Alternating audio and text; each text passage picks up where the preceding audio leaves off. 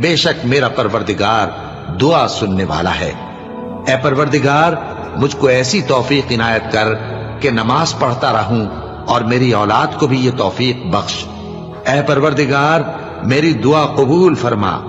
ए परवरदिगार, हिसाब किताब के दिन मेरी और मेरे माँ बाप की और मोमिनों की मगफिरत कीजिए।